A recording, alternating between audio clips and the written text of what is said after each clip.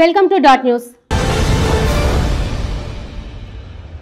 ఆంధ్రప్రదేశ్ రాజకీయమంతా ఢిల్లీ చుట్టూ తిరుగుతుంది. నిన్న చంద్రబాబు, ఈరోజు జగన్, రేపు పవన్ కళ్యాణ్ అందరూ కూడా ఢిల్లీలో మోకరిల్లడానికి, బీజేపీతో చర్చలు జరుపుకోవడానికి ముందుకు వెళ్తున్నారు.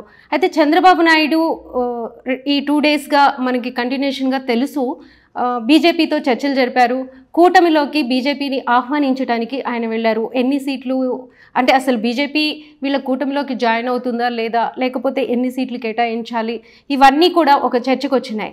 అయితే ఇంతవరకు బీజేపీతో స్పష్టంగా వాళ్ళతో ఒక అగ్రిమెంట్ అయ్యింది, బీజేపీ కూటమిలోకి రావడానికి ఒప్పుకుంది అనే అంశాన్ని కూడా ఇప్పటివరకు ఎవరూ బయట పెట్టలేదు. ఒకవేళ కానీ బయట పెడితే ఎలాంటి పరిణామాలు చోటు చేసుకోబోతున్నాయి? ఇప్పుడు జగన్ కూడా ఢిల్లీ వెళ్ళి కూర్చున్నారు. కొంతమంది అయితే ఏదైతే చంద్రబాబు నాయుడు వెళ్ళారో, ఎందుకంటే జగన్ ముందు నుంచి కూడా మద్దతు బీజేపీకి ఇస్తూనే ఉన్నారు కాబట్టి వాళ్ళ మధ్య ఏ డిస్కషన్ జరగబోతుందనే చర్చ కూడా నడుస్తుంది. అయితే వైసీపీ నేతలు చెప్తున్నారు, కేవలం రాష్ట్ర బడ్జెట్కి సంబంధించి రాష్ట్ర అంశాలని, ఫైనాన్షియల్ మ్యాటర్స్ మాట్లాడడానికే జగన్మోహన్ రెడ్డి ఢిల్లీ వెళ్ళారని చెప్తున్నారు.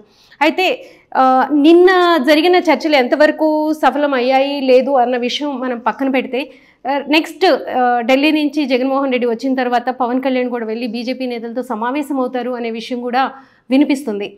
అయితే ఈ పొత్తుల నేపథ్యంలో టీడీపీ, జనసేన, బీజేపీ కలిస్తే, ఒంటరిగా వైసీపీ పోటీ చేస్తే ఎవరికి మేలు జరుగుతుంది? కూటమికి మేలు జరుగుతుందా, లేకపోతే జగన్మోహన్ రెడ్డికి మేలు జరుగుతుందా అనే విషయం ఇప్పుడు ప్రధానంగా బయట కనిపిస్తుంది. ప్రధానంగా ఆ చర్చ నడుస్తుంది. మనం కొన్ని విషయాలను ఇక్కడ తీసుకుంటే, బీజేపీతో కానీ పొత్తు పెట్టుకుంటే, బీజేపీ వచ్చి ఈ కూటమిలో కలిస్తే విభజన అంశంలో మెయిన్గా బీజేపీ వల్ల, టీడీపీ వల్లనే రాష్ట్రానికి అన్యాయం జరిగింది అనే అంశం అప్పట్లోనూ మేధావులు చెప్పారు, ఇప్పుడు కూడా చెప్తున్నారు. అదే కాకుండా వైజాగ్ స్టీల్ ఫ్యాక్టరీకి సంబంధించి కూడా అప్పుడు టీడీపీ ఫైట్ ఏమీ చేయలేకపోవడం, బీజేపీకి సపోర్ట్గా నిలవడం అనే అంశం కూడా ఇక్కడ ప్రధానంగా దృష్టి పెడుతున్నారు అందరూ. అయితే ఇప్పటి వరకు మనం చూసుకుంటే 2 సార్లు బీజేపీతో టీడీపీ పొత్తులో ఉంది, 2 సార్లు విడిపోయింది. మళ్ళీ ఇప్పుడు వచ్చి 3వసారి పొత్తుకు రెడీ అవుతుంది. ఇది ఎక్కువగా అంటే బీజేపీతో పొత్తు పెట్టుకుంటే ఎస్సీ, ఎస్టీ, మైనారిటీ వర్గాలకి దూరం అవ్వచ్చేమో అన్న అంశం కూడా ఇప్పుడు తెర మీదకి వస్తుంది బీజేపీతో టీడీపీ పొత్తు పెట్టుకుంటే. ఎందుకంటే గుంటూరు నుంచి మనం కడప వరకు తీసుకుంటే మైనారిటీ ఓట్స్ 12% ఉన్నాయి. సో ఈ 12% సాలిడ్గా వైసీపీకి వెళ్ళే అవకాశం ఉంది.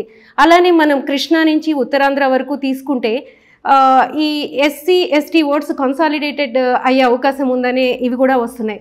ఈ నేపథ్యంలో చాలామంది మేధావులు కూడా అఫ్కోర్స్ జగన్కి సంబంధించి ఆయన పథకాల పేరుతో మనీని వృధా చేస్తున్నారు, ఇన్ఫ్రాస్ట్రక్చర్ క్రియేట్ చేయట్లేదు అని ఒక 2 వర్గాలు, అంటే above middle class, higher classes, అలానే మిడిల్ క్లాస్కి సంబంధించిన కొన్ని వర్గాల్లో కానీ, అలానే మేధావి వర్గాలు కానీ విమర్శిస్తూ వస్తున్నాయి.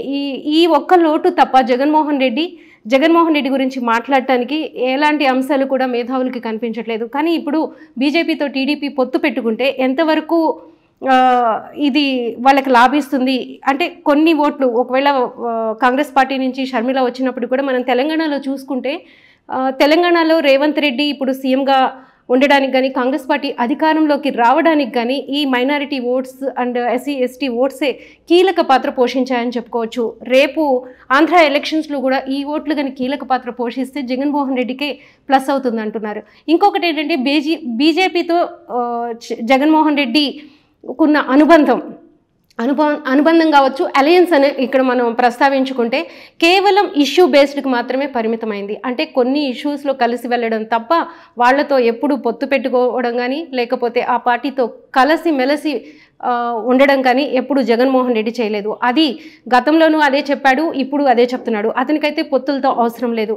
కానీ ఈ పొత్తులు పెట్టుకోవడంతో జనసేన, టీడీపీ, బీజేపీ ఈ ముగ్గురు కలిసి వస్తే ఖచ్చితంగా జగన్మోహన్ రెడ్డికి లాభం చేకూరుతుందని చెప్పేసి టీడీపీకి సంబంధించిన వర్గాలు కూడా చంద్రబాబుతో ఇదే అంశాన్ని ప్రస్తావించినట్లు కొన్ని పత్రికల్లో కూడా మనం చూస్తున్నాం. కొన్నిట్లో వార్తలు కూడా అలా వస్తున్నాయి. అంటే పొత్తు వద్దు, బీజేపీతో పొత్తు పెట్టుకోకుండా మీ 2 పార్టీలే వెళ్తే ప్రాఫిట్ అవుతుంది అని చెప్పి కూడా ప్రస్తావించడం జరిగింది.